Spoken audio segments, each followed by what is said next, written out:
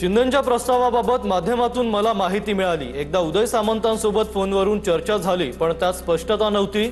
शिंदेंचा निरोप आल्यास नक्की चर्चा करू, चर्चेशिवाय विलीनीकरणावर बोलणार नाही। पक्ष विलीनीकरणावर बच्चू कडूंची प्रतिक्रिया।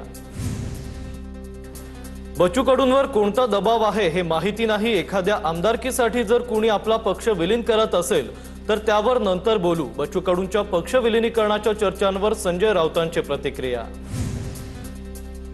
विधान परिषदेसाठी राष्ट्रवादीच्या बैठकीत कोणत्याही नावावर एकमत नाही, तर अंतिम निर्णय सुनेत्रा पवारांनीच घेण्याची पक्षातील नेत्यांकडून विनंती। सूत्रांची माहिती। विधान परिषदेवर संधी न दिल्याने भाजपचे संजय केनेकर नाराज। छाटले जरी पंख माझे पुन्हा उडेन मी। केनेकरांचा स्टेटस चर्चेत। केनेकरांच्या परिषदेवर भाजपकडून 13 महिन्यांसाठी संधी मिळाली होती। 99% उद्धव ठाकरेच मवियाचे उमेदवार असतील। मवियाच्या विधान परिषदेच्या उमेदवारीवरून मिलिंद नार्वेकरांचं विधान। ठाकरे असल्याने उरलेला 1% सांगता येत नाही, पण boss is always right, Milind नार्वेकरांचं विधान। महिला आरक्षण विधेयकासाठी महायुती सरकार मैदानात। महिला आरक्षणाला पाठिंबा देण्यासाठी राज्य सरकार एकदिवसीय विशेष अधिवेशन घेण्याच्या तयारीत। विश्वसनीय सूत्रांची माहिती। मे महिन्यात एक दिवसीय विशेष अधिवेशन होणार असल्याची ही माहिती। राज्यात काँग्रेसमध्ये लवकरच मोठे फेरबदल होणार। 72 जिल्हाध्यक्षांची लवकरच नियुक्ती होणार असल्याची सूत्रांची माहिती। जवळपास 95% नवीन चेहऱ्यांना संधी मिळणार। काँग्रेस मुख्यालयात झालेल्या बैठकीत निर्णय घेण्यात आल्याची माहिती। बंगालमध्ये फौजा लावून मतदान होतंय। ममता बॅनर्जींच्या पराभवासाठी 2.5 लाख फौजा तैनात करण्यात आल्यात। राऊतांचा आरोप, तर फौजांच्या बळावर निवडणुका जिंकल्या असत्या तर इंदिरा गांधी कधीच हरल्या नसत्या। नवनाथ बन यांचा पलटवार। रोहित पवारांनी अंधश्रद्धेतून बाहेर पडावं। बोकड कापून जर कोणी माणसं मारत असेल तर आम्ही सत्ता बदलण्यासाठी बोकड कापले असते। संजय राऊतांचा रोहित पवारांना टोला, तर संजय राऊतांना माझा प्रश्न समजलाच नाही। काळी जादू करणाऱ्यांचा हेतू काय आहे हे समजून घ्या असं सांगतोय। राऊतांच्या वक्तव्यावर रोहित पवारांची प्रतिक्रिया।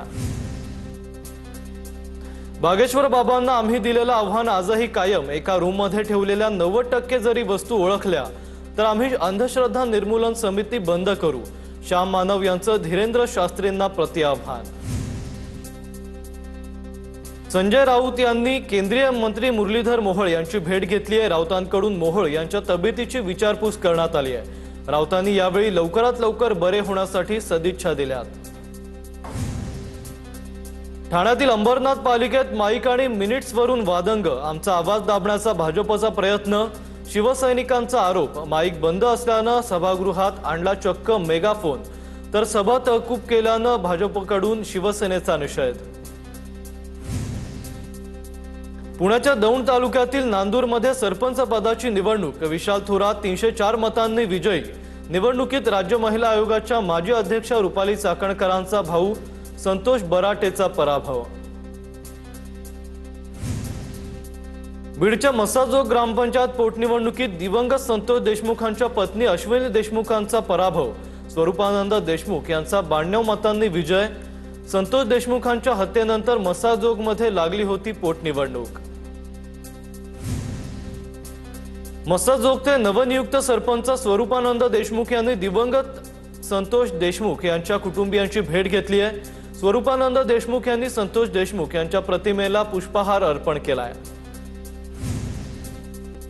बुलढाणामध्ये युवक काँग्रेस आणि आमदार संजय गायकवाड समर्थक आमने सामने। दोन्ही गटाकडून प्रचंड घोषणाबाजी, पोलिसांची मध्यस्थी। बुलढाण्यात युवक काँग्रेसकडून गोविंद पानसरेंच्या पुस्तकाचं वाचन। लोणावळ्यामध्ये बेकायदेशीर ॲप आधारित कंपन्यांविरोधात टॅक्सी चालकांचं साखळी उपोषण। संजय राऊतांकडून आंदोलकांची भेट घेऊन तोडगा काढण्याचं आश्वासन।